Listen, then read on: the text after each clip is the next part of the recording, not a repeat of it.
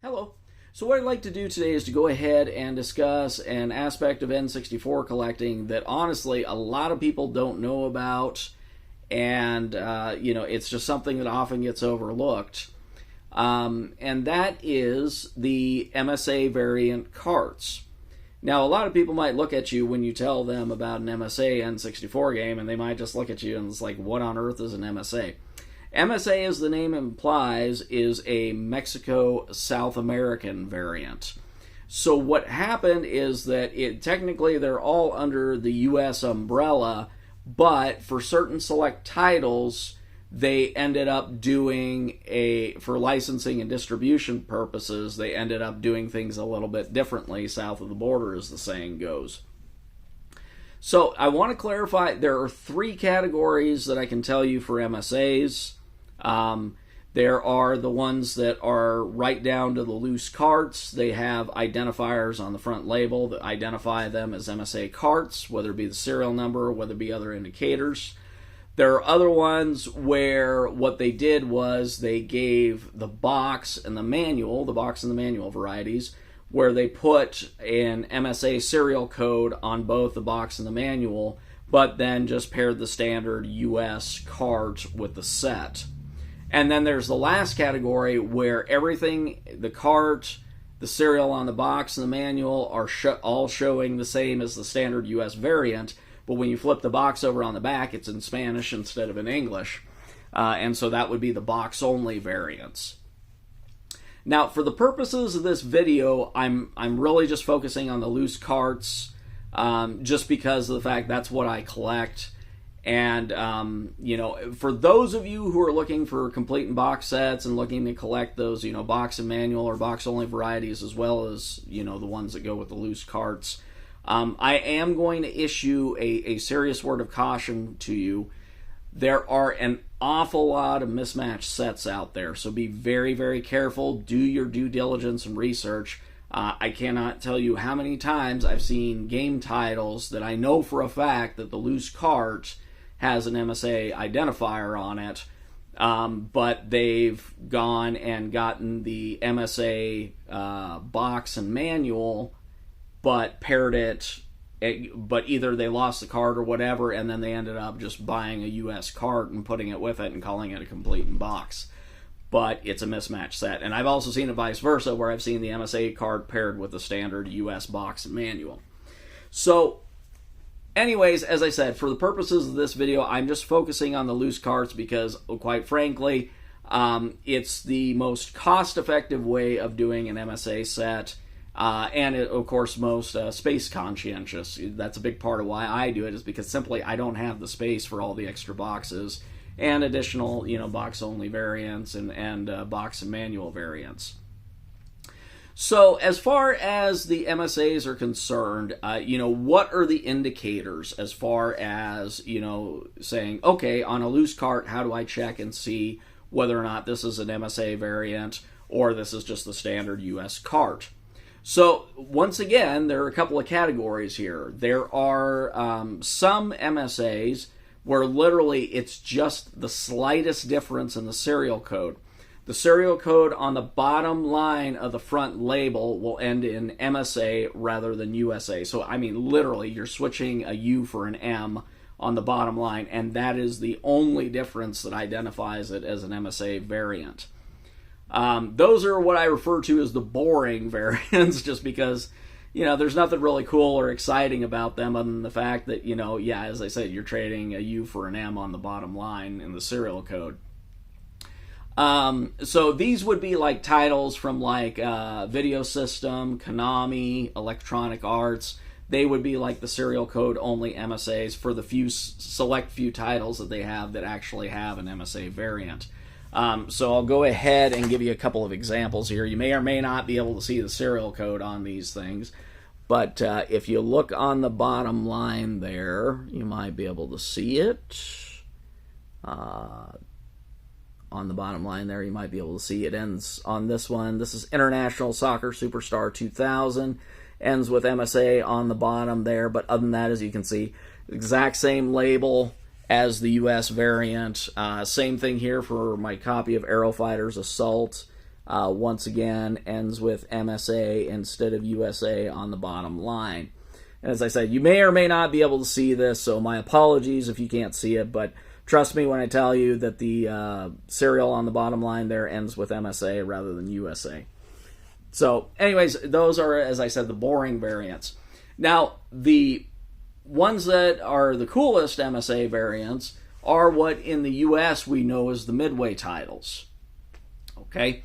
The reason being is that with the midway titles, they had a partnership outside of the US and Canada with GT Interactive for distribution purposes. So, in addition to having the serial code that ends with MSA, they also, generally speaking, will have a GT Interactive logo on the label. Either it's paired with the midway for distribution because maybe they split duties or whatever it might be, or you'll see the GT Interactive logo replace the midway logo.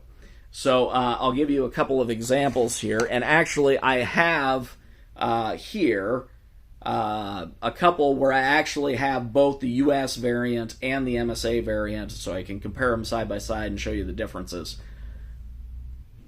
Okay, so here I have both the MSA carts and the USA carts.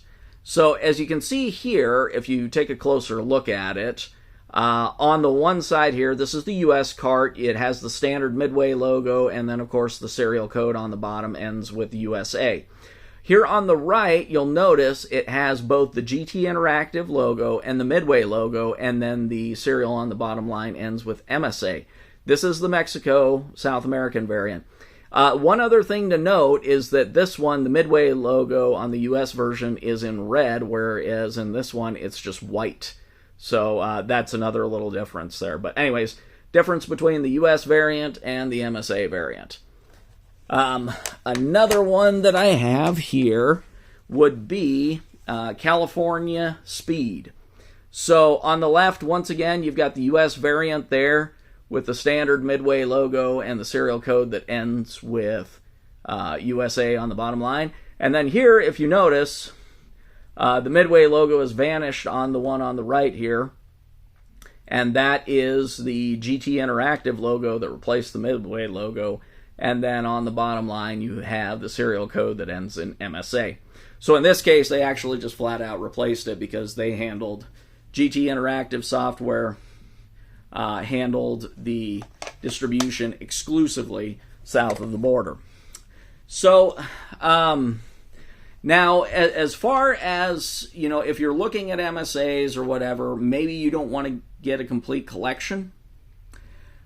But maybe you want to get one that stands out the most.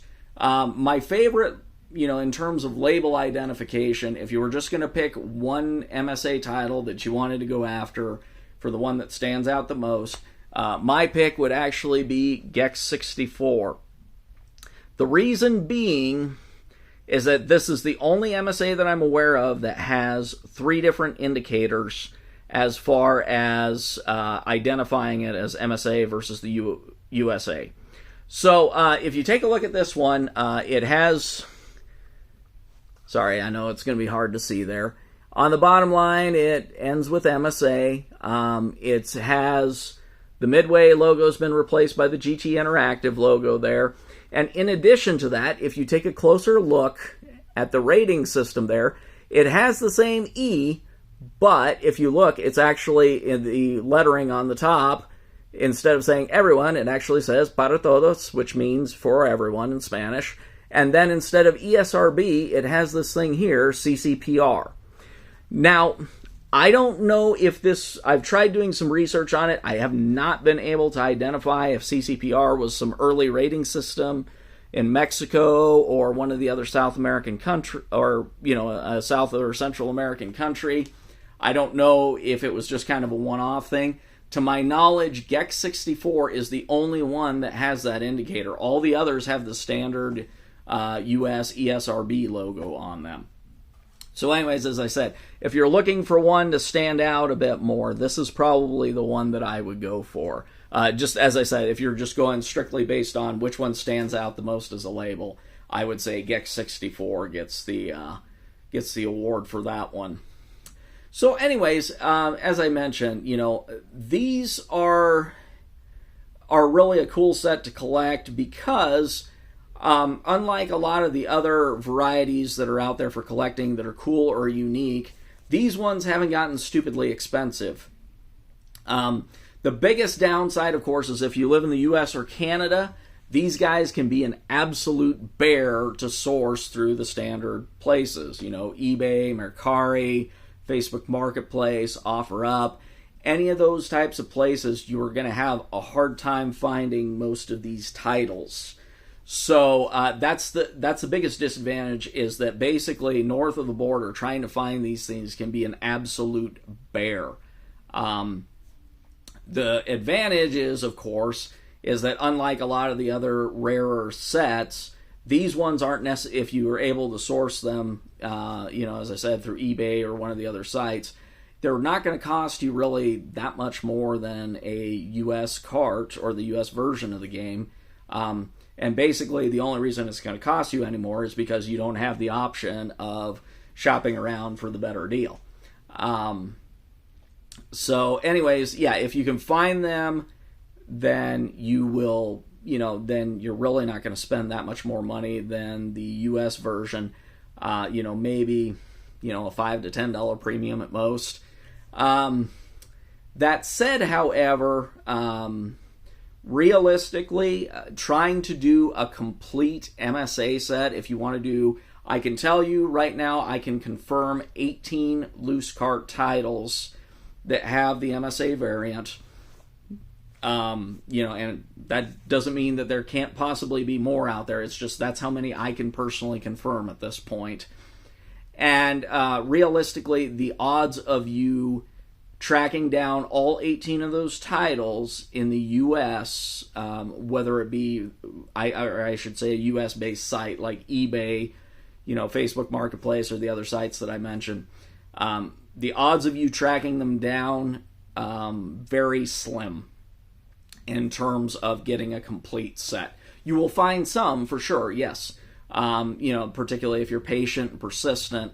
But you could, no joke, it would not surprise me at all that if somebody were trying to do it strictly through like eBay, Mercari, and the others, that you could be literally 5 years down the road and not have a complete set. The faster and easier way of doing it, of course it is more expensive, is to basically import them for arguably the best market for them is actually Brazil. There's just seems to be a larger variety there on like their Mercado Libre site, as well as Mexico's Mercado Libre site. You can find them down there as well. But of course, you're generally going to have to pay somebody to basically broker or help you import them. So the cost goes up a fair bit, Whereas you might be able to source these guys for, on average about $25 for most of these titles. You're going to end up paying probably in the neighborhood of about $50 to $60 per title to import them. So it's one of those things where, as I said, you're going to have to kind of weigh the options and determine what works best for you. But realistically, I think, at least a few of the titles you are going to have to import no matter what if you want to do a complete set. Now, somebody might ask, whether or not there are any heavy hitters in this subset. And there is one, and that is the WCW Backstage Assault Gray Cart variant. Virtually all of these are the MSA titles, and quite honestly, I'm still not sure whether or not the US version is an official thing or whether or not somebody's doing some shady stuff. So, personally, I would not buy any WCW Gray Cart variants without making sure that they had the MSA label on them. But that's really the only heavy hitter in the collection. That one I would recommend actually sourcing locally just because it's every bit as hard to find them south of the border, but it's a lot more cost prohibitive than it would be if you just went ahead and went on eBay and found one. So The other two that I'm going to, or excuse me, there are three that I'm going to tell you that I would go ahead and not import just because they come up just often enough on eBay. I would say I would not import either of the soccer titles, the International Superstar Soccer 64 or 98. Those ones, as I said, they're not super common. I mean, you might see one or two pop up, every 30 to 60 days. But they're coming up just enough that I would say there's not really a whole lot of point of paying all that extra money to import them. The last one is Aero Fighters Assault. I've seen that one come up just enough, about the same frequency, and that there's really no reason to pay the import fees on that, and just be patient and source those locally. So, anyways, but this is it's a great set to collect. I only know of one person who has a complete subset, of the MSAs there, of the all 18 loose carts. And he's actually one of the guys who helped found and identify and start cataloging the set almost 10 years ago. So anyway, for my part, I'm up to about 11 of the 18 loose carts, but I've also been very, very persistent. I've only been collecting these for probably about 3 months as of the filming of this video. So I've actually done very, very well as far as sourcing them and tracking them down in a rapid manner.